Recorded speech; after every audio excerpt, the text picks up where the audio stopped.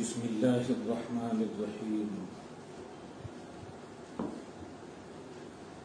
نحمده ونصلي ونسلم على حبیبه الکریم الامین العزیز الرؤوف الرحیم وعلى آلہ واصحابہ الافضلین الاکرمین اجمعین اما بعد فاعوذ باللہ من الشیطان الرجیم بسم اللہ الرحمن الرحیم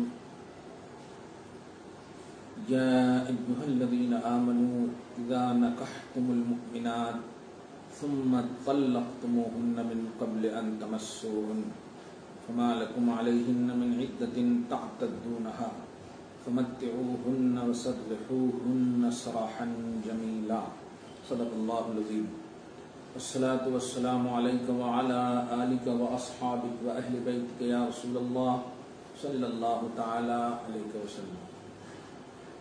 سورہ احزاب سورہ نمبر 33 کی آیت نمبر 48 تک کا درس ہو چکا ہے۔ اللہ رب العزت سلطان العارفین کے فیوز و برکات کی صدق و طفیل میں ہم سب کی نشست کو، بیٹھک کو، درس کو قبول فرمائے۔ آج کی آیت کریمہ کی تمہید میں غوث اعظم رضی اللہ تعالی عنہ ارشاد فرماتے ہیں ثم لما اشار سبحانہ الى ما اباح على نبیہ صلی اللہ علیہ وسلم بلا حرج اراد ان يشير الى ما اباح ايضا على عموم المؤمنین بلا حرج لهم فيه وضيق وقال سبحانہ منادیا لهم على وجه العموم، یعنی پیچھے اللہ سبحانہ نے اپنے حبیب صلی اللہ علیہ وسلم کے لیے کیا کیا بتایا، آپ کے لیے کیا حلال ہے۔ مثلا آیت نمبر 37 میں حضرت زید کا خصوصی جو واقعہ ہے، بغیر مطلب اللہ پاک نے ہی خود ڈائریکٹ فرمایا کہ زوجناکہ، ہم نے تمہاری زوجیت میں زینب کو دے دیا۔ اللہ پاک والی، اللہ پاک اپنی ولایت میں، تو یہ جو خصوصیت اللہ پاک نے حضور پاک صلی اللہ علیہ وسلم کو عطا فرمایا، اسی کی طرف غوث اعظم رضی اللہ تعالی عنہ فرماتے ہیں کہ جس چیز کی طرف حبیب اعظم صلی اللہ علیہ وسلم پر جو مباحات کیا اللہ پاک نے، اور ایک لفظ فرمایا تھا لِكَيْ لَا يَكُونَ عَلَى الْمُؤْمِنِينَ حَرَجٌ، یہ میں اس لیے کر رہا ہوں تاکہ متبنہ اگر طلاق دے دے بیٹا اپنی بیوی کو اور وہ عدت گزار لے، یا متبنہ مر جائے اور اس کی بیوی عدت وفات گزار لے، تو اس کا جو باپ ہوگا حقیقی نہیں، متبنہ کا باپ ہوگا، اس نکاح ہو سکتا ہے۔ ایک تو عمومی مفہوم تھا، اور ایک یہ کہ بغیر دنیاوی ولی اور شاہد وغیرہ۔ تو حضور پاک صلی اللہ علیہ وسلم پر جو مباح فرمایا بلا حرج، کوئی مطلب جس میں کوئی حرج نہیں، تو اراد ان یشیر الی ما اباح ایضا علی ام المؤمنین، تو پھر اللہ پاک نے مومنوں پر بھی فیضان فرمایا مباحات کا کہ کیا مومنوں پر مباح ہے، اور اس مباح میں کیا مومنوں کو تکلیف بھی ہے۔ تو فرماتے ہیں غوث بلا حرج لہم فیہ، نہیں اس میں کوئی حرج و تنگی نہیں۔ وقال سبحانہ، چنانچہ اللہ سبحانہ نے منادیا لہم، تمام بندوں کو، مومنوں کو ندا کرتے ہوئے علی وجہ العموم ارشاد فرمایا۔ چنانچہ اللہ فرماتا ہے یا ایھا الذین آمنوا، اے ایمان والو۔ اب اے ایمان والو کی تفسیر میں غوث پاک رضی اللہ تعالی عنہ فرماتے ہیں باللہ وصدقوا بجمیع اوامرہ ونواہیہ، یعنی اے وہ لوگ جو اللہ پر ایمان لائے اور اس کے اوامر و نواہی تمام کی تصدیق کیے، المنزلہ من عنده، وہ اوامر و نواہی جو اللہ پاک نے اپنی جانب سے نازل فرمایا۔ سنو مقتضی ایمانکم، اے ایمان والو تمہارے ایمان کا تقاضا یہ ہے کہ نکحتم المؤمنات، کہ جب تم نکاح کرو مومنہ سے، اور اس نکحتم کی تفسیر کرتے ہیں عقدتم، یعنی عقد نکاح کرو۔ المؤمنات کی تفسیر میں غوث پاک فرماتے ہیں جو تمہارے نکاح کے لائق ہو، مستحق ہو، یہ جس کو تم اپنا سمجھو کہ یہ نکاح میرے لیے اس کا نکاح یا اس سے نکاح حلال ہے، من المسلمات والکتابیات، یہاں مومنہ کی قید جو ہے یہ شرفی ہے، عظمتوں کے حوالے سے، یعنی جب مومنہ اور کتابیہ، اور یاد رکھیے گا ہمیشہ میں کہتا ہوں کہ اہل کتاب یعنی کتابیہ سے مراد اہل انجیل، اہل زبور، ریئل میں جو آسمانی کتاب ہیں اس کو بلیو کرنے میں، ورنہ اگر کسی کا یہ عقیدہ ہو کہ عیسیٰ ابن اللہ ہے، عزیر ابن اللہ ہے، تو وہ اہل کتاب نہیں ہے، کیونکہ ابن اللہ سے یہ شرک لازم آتا ہے، اللہ کا حادث ہونا بھی لازم آتا ہے، کیونکہ باپ بیٹا یہ حادث کے قبیل سے ہے۔ جب یہ حضرت عیسیٰ بیٹے ہو گئے تو اللہ باپ ہو گیا معاذ اللہ، تو پھر باپ کا بھی تو کوئی باپ ہوگا، عیسیٰ کا دادا کون ہوگا معاذ اللہ۔ اس لیے ایسا عقیدہ نہ ہو، ریئل میں اگر صاحب انجیل صاحبان توریت ہیں تو ایسی کتابیہ سے نکاح جائز ہے، لیکن پھر بھی اگر مسلم مومن محمد عربی صلی اللہ علیہ وسلم پر ایمان لانے والی موجود ہے اور کتابیہ بھی موجود ہے تو ترجیح مومنہ کو ہوگی، چاہے کتنی بھی خوبصورت کیوں نہ ہو کتابیہ۔ واہ! تو اے ایمان والو، جب تم عقد نکاح کر لو مومنہ سے، نکاح کرو مومنہ سے، اور سنیے آگے، ثم طلقتموہن من قبل ان تمسوہن، پھر بغیر قربت کے، بغیر جمع کے، بغیر وطی کے انہیں چھوڑ دو، انہیں طلاق دے دو۔ تو اللہ پاک فرماتا ہے فما لکم علیہن من عدۃ تعتدونھا، تو سنو تمہارے اوپر، تمہارے لیے ان کے اوپر کوئی ایسی عدت نہیں ہے جس کو تم شمار کرو، یعنی ایسی عورت پر طلاق کی عدت نہیں ہے، کیونکہ طلاق کی عدت مطلقہ کے لیے آپ قرآن پاک میں والمطلقات آیت نمبر 120 مشہور آیت کریمہ، والمطلقات یتربصن بانفسہن ثلاثۃ قروء، آیت نمبر 2281 کہ مطلقہ عورت 3 پیریڈز اپنے آپ کو روک رہی ہے۔ تو طلاق تو یہاں بھی ہے، لیکن چونکہ قربت نہیں ہوئی، وطی نہیں ہوئی، جمع نہیں ہوا، اس لیے اگر شادی ہوا، شادی ہوئی، نکاح ہوا، عقد نکاح ہوا اور اسی وقت طلاق۔ اور ایک اور بات، بڑی اہم بات کہہ رہا ہوں، اسی آیت کریمہ کی تفسیر میں، یعنی آیت نمبر یہ جو ابھی آیت نمبر 49 کی تفسیر میں علامہ سید نعیم الدین مراد آبادی صدر الافاضل رضی اللہ تعالی عنہ، محدث مراد آبادی رضی اللہ تعالی عنہ فرماتے ہیں کہ خلوت صحیحہ بھی قربت اور جمع اور وطی کی منزل میں ہے۔ خلوت صحیحہ کیا ہے؟ نہیں ایسی جگہ میں میاں بیوی بیٹھے ہوں یا ہوں جہاں پر قربت کرنے کے لیے کوئی رکاوٹ نہ ہو، جمع کرنے کے لیے کوئی رکاوٹ نہ ہو حصی طور پر۔ خیر، تو خلوت صحیحہ بھی قربت کی منزل میں ہے۔ اس سے ایک مسئلہ خصوصاً حیدرآباد اور اہلیان دکن کے حوالے سے بتانا چاہتا ہوں کہ کچھ لوگ جو ہے نا صبح نکاح کریں دوپہر میں ولیمہ کر سکتے کیا، یہ پوچھتے ہیں، اور ان کے نظریات آپ سمجھتے ہوں گے کیا مقصود ہے بالذات، کیونکہ نکاح سے وہ سمجھتے ہیں کہ بیوی سے خوشی حاصل کرنا، پھر جو ہے ولیمہ سنت ہے، اور سنت بھی واجب اور فرض نہیں ہے، دھیان رکھیے گا۔ نکاح بھی سنت ہے، اس کی قسمیں الگ الگ ہیں، عمومی طور پر جو نکاح ہے وہ سنت ہی ہے، النکاح من سنتی سے اسی کی طرف اشارہ ہے، ورنہ اس کی کوالٹی فرض کی بھی ہے، واجب کی بھی ہے، سنت مستحبہ کی بھی ہے، حرام کی بھی ہے، بہت ساری۔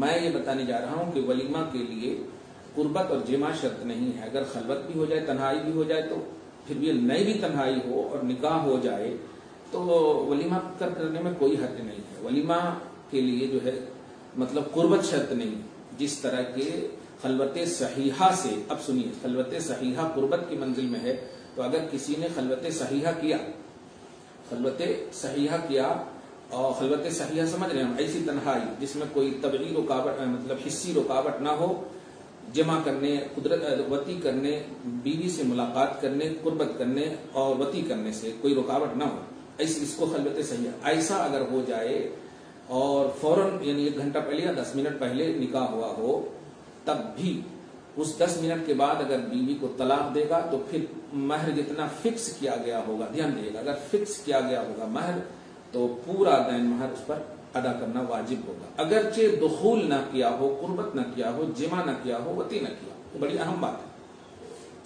آپ یہ نہ سمجھیں کہ کچھ کیے نہیں تو پھر کہیں کو دینا، یہ ایسا نہیں ہوتا ہے۔ شریعت یہ ہے، شریعت آپ مانیں گے، طبیعت کو قربان کریں گے، تب آپ کو اللہ ثواب دے گا۔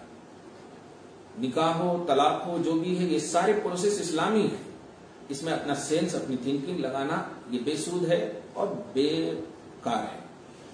اگر کسی نے نکاح کیا سڈنلی 10 منٹ کے بعد طلاق دیا, اس 10 منٹ کے اندر خلوت نہیں تھی دونوں کی, تنہائی نہیں تھی, ایسی جگہ, تنہائی سے مراد پارک وغیرہ بھی نہیں, میں نے کہا کہ ایسی جگہ جہاں جمع کرنے میں کوئی حصی پریکٹیکلی طور پر فزیکلی طور پر کوئی دیکھ ریکھ کی بات, یہ مطلب رکاوٹ کا ذریعہ نہ ہو, تو روم ہے, روم بند کر لیا, قربت کا معاملہ ہے.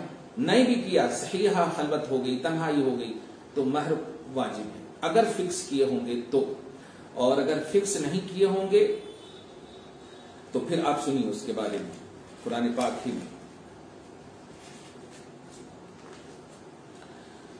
وَقَدْ فَرَضْتُمْ لَهُنَّ فَرِيضَةً فَنِصْفُ مَا فَرَضْتُمْ.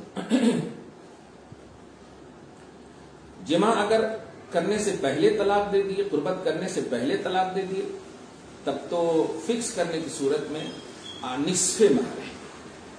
فکس کرنے کی صورت میں نصف مہر ہے. دیکھیے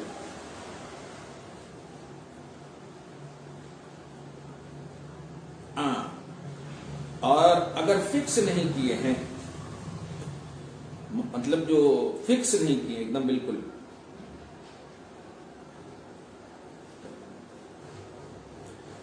آیت نمبر سورہ بقرہ کے آیت نمبر 236 میں, 236 میں طلقتموهن من قبل ان تمسوهن وقد فرضتم لهن فریضة. اگر قبل دخول, قبل جمع, قبل وطی طلاق دے دیا اور فکس کیا تھا تو نصف مہر ہے. اس بات کو بڑی تفصیل سے آپ ایک دم سمجھ لیں تو انشاءاللہ بڑی کام آئے گی آئندہ ہمیشہ کے. مسئلہ تو آپ سمجھ ہی گئے ہوں گے.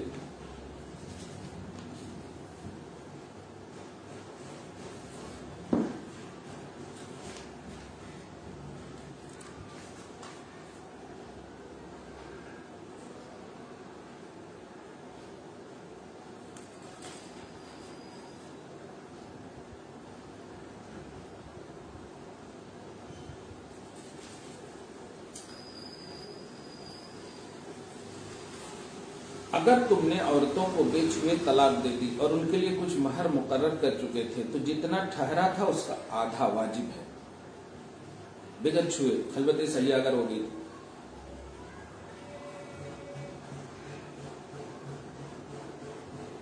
مگر عورت اگر چھوڑنا چاہے تو اس کو اختیار ہے, الا یعفون او یعفو الذی بیدہ عقدۃ النکاح.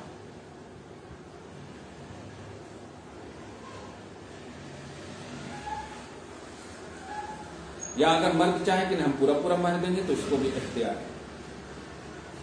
مرد کو زیادہ دینا ہی بہتر ہے, تقویٰ. آپ مسئلہ بھی آسان سمجھیں.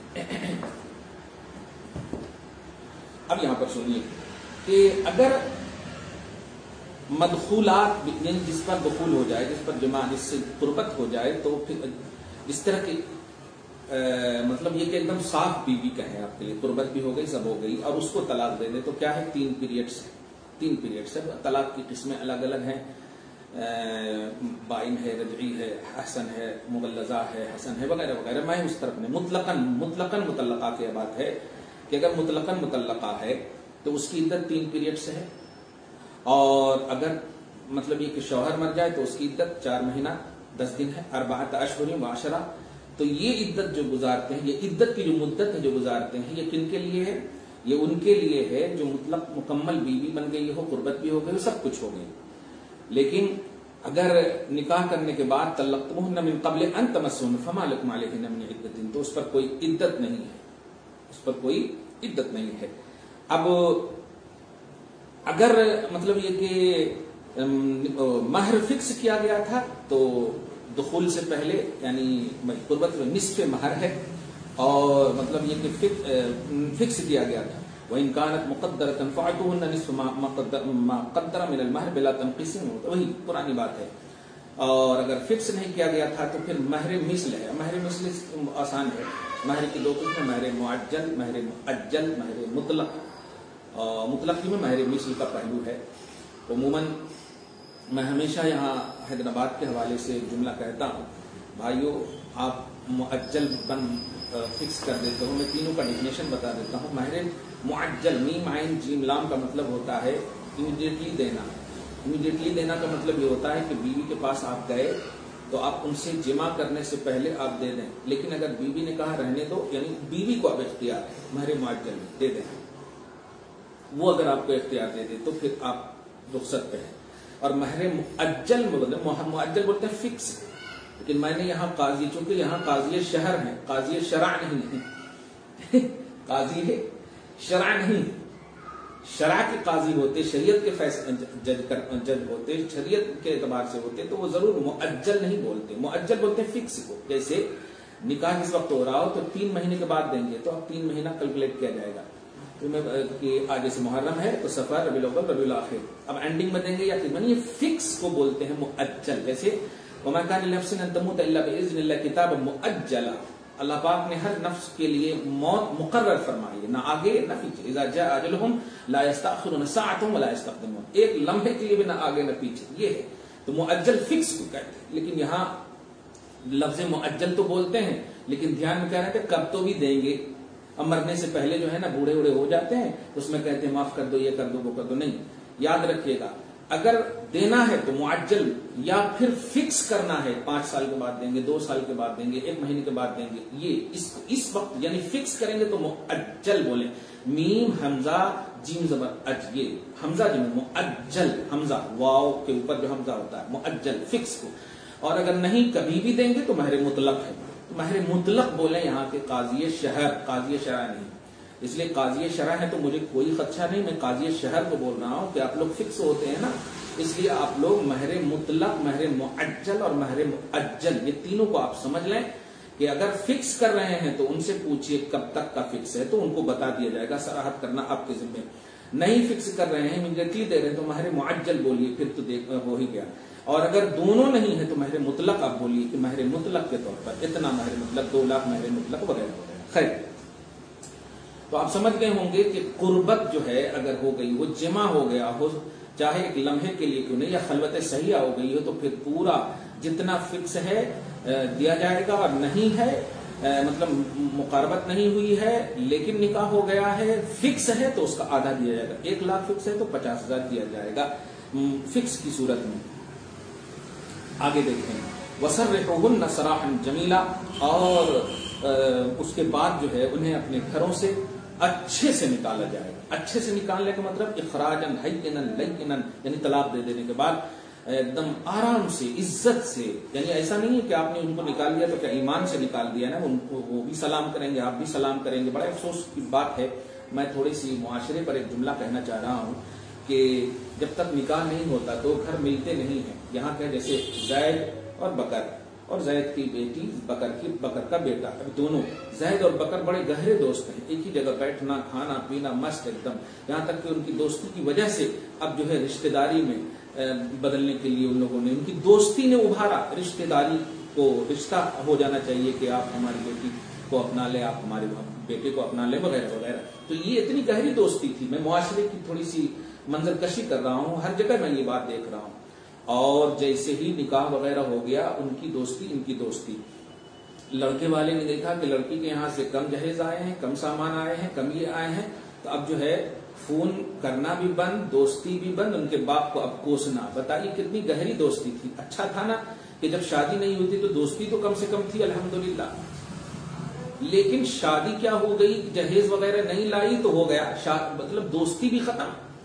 بیس بنا تھا دوستی، شادی کا دوستی بیس بنا تھا، جہیز بیس نہیں بنا تھا، دولت بیس نہیں بنا تھا. یہ افسوسناک پہلو ہے، اس بات پر غور کیجیے. یہاں تک کہ اتنے گہرے سے گہرے دوست 20 سال کی دوستی کو، بچپن کی دوستی کو جب رشتے میں بدل جاتے ہیں تو اب وہ رشتہ ایسا ہو جاتا کہ جس راستے پر ایک دوست دوسرے کا انتظار کرتا تھا، اب وہ دوست راستہ بدل لیا اور دوسرے کے پاس چلا گیا. دوسرے میں جا کر کے اتنی توہین، اتنی یہ وہ ایسے ہیں تو یہ ایسے ہیں، وہ ایسے ہیں. بتائیے، میں کہتا ہوں خدا کے واسطے دوستی کو سلامت رکھو. ایسا رشتہ جو دوستی کو ختم کر دے، خدا کے واسطے ایسا رشتہ مت کرو.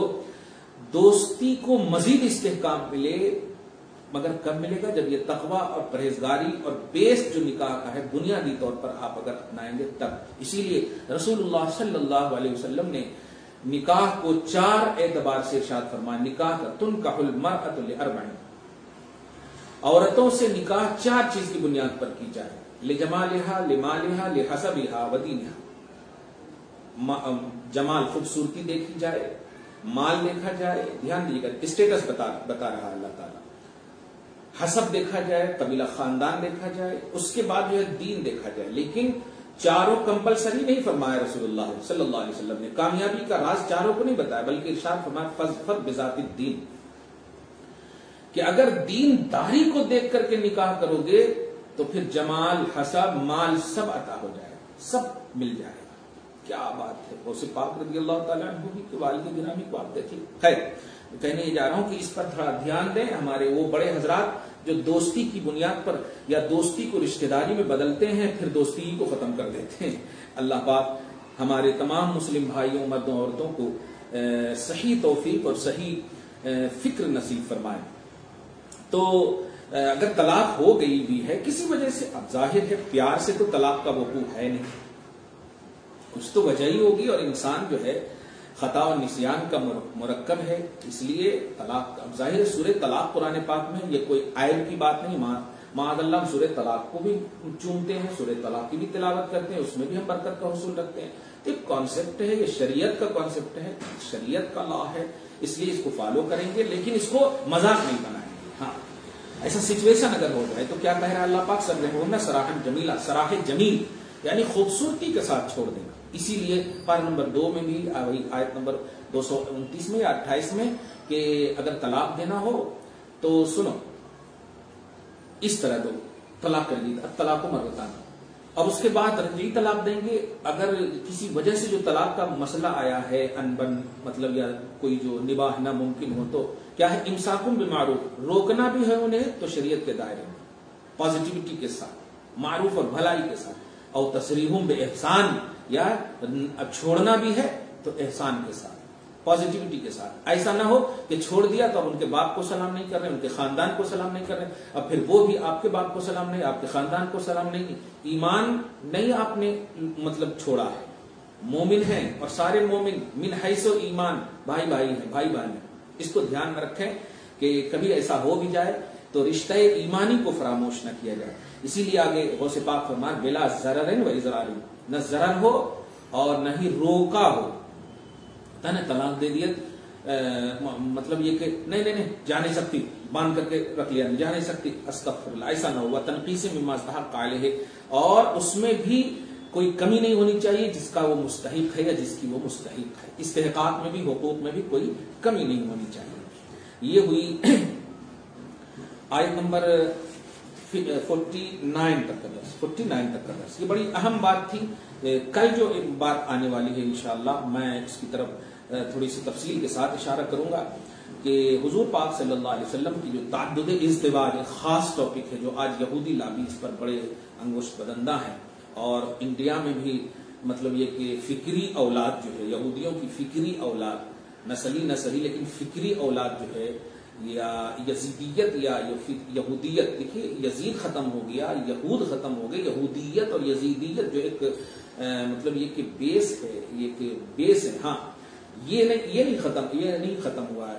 اس لیے یہودیت سے ہم سب کو باخبر رہنا ہے کہ تعدد ازدواج پر جو انگلی اٹھایا، یاد رکھیے گا کسی بھی مذہب یا کسی بھی مسلک کا ہے اس کا بیس ہوتا ہے، بغیر بیس کے کوئی مذہب اور مسلک نہیں ہوتا۔ تو ایسی مسلمانوں کا بھی کوئی مسلک ہے، اس کا بیس ہے، اور وہ ہے قرآن، اور قرآن پاک جو کہے گا وہی مسلمان فالو کریں گے، قرآن پاک کے باہر جائیں گے تو وہ مسلمان ہے ہی نہیں۔ لہٰذا جو کوئی بھی انگشت نمائی کرتے ہیں، چاہے قرآن پر ہو یا صاحب قرآن پر ہو یا مومنین پر ہو، سب سے پہلے ان کو قرآن کا مطالعہ کرنا چاہیے۔ اگر قرآن پاک میں کوئی ایسی بات ہے تب بھی ان کو عمل نہ کرنا ممکن ہو تو نہ کریں۔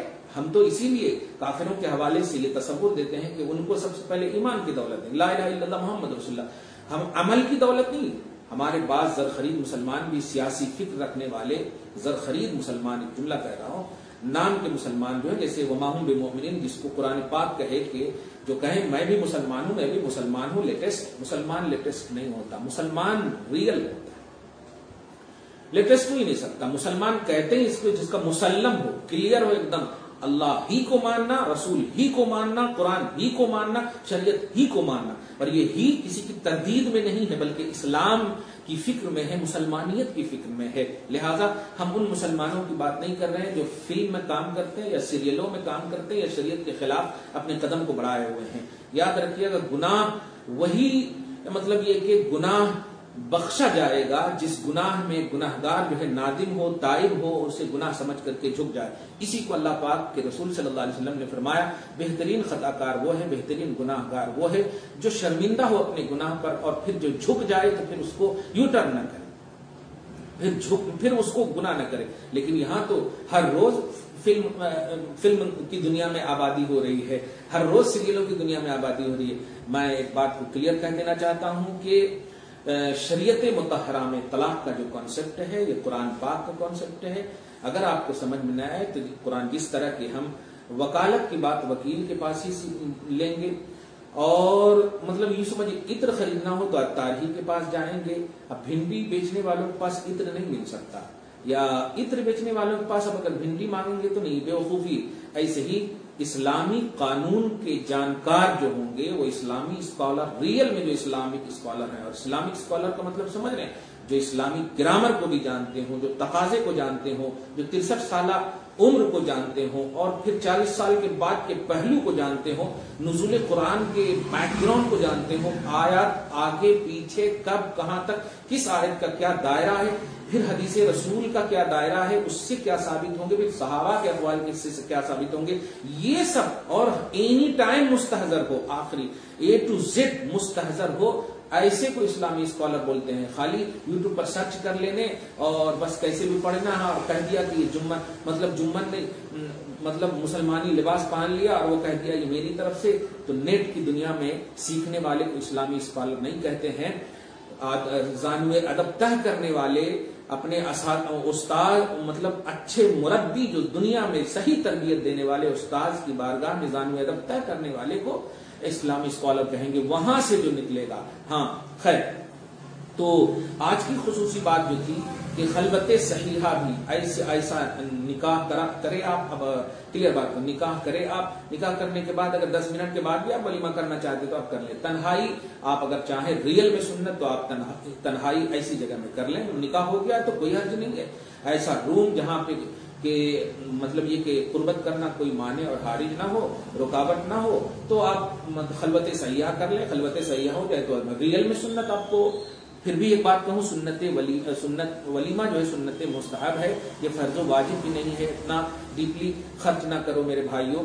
اور یہ جو عظیم الشان آپ کا عشرہ چل رہا ہے، اس میں بار بار ہر روز میں یہی کہوں گا کہ فرض قربانی جس پر بھی، یا واجب قربانی جس پر بھی ہے، جس کے پاس وسعت ہے وہ قربانی کریں، اور ایکسٹرا جو کرتے ہیں اپنے مرحومین کے لیے یا جس کے لیے بھی آپ کرتے ہیں، میں بار بار کہہ رہا ہوں، باوجود کہ میں خود قربانی اشتراکی طور پر کرتا ہوں، کرواتا ہوں، لیکن میں یہ چونکہ ایک اسلامی اسکالر ہونے کے ناطے میں ایک بات سجیسٹ کروں گا حالات حاضرہ کے اعتبار سے کہ ایکسٹرا جو نوافل قربانیاں ہیں، اگر وہ قربانیاں جن کی رقم ہے، آپ کے پاس پیسے ہیں، اگر وہ جمع کر لیں اور غریبوں میں وہ تقسیم کر دیں۔ فرض اور واجب کی بات نہیں کر رہا ہوں میں، اگر واجب ہے تو آپ کو 7 حصے میں سے 1 حصہ آپ پر واجب ہے بڑے جانور میں، اور چھوٹے جانور 1 قربانی آپ پر واجب ہے، وہ کرنا ہے آپ کو۔ اور یہ بھی یاد رکھیے، کلیئر کہہ رہا ہوں میں، کہ اس سال دادا کی طرف سے دادا کے نام کرے تھے، اس سال پر دادا کے نام کریں گے، یا اس سال بیٹے کے نام کریں گے، اس سال بیٹی کے نام کریں گے، ایسا نہیں۔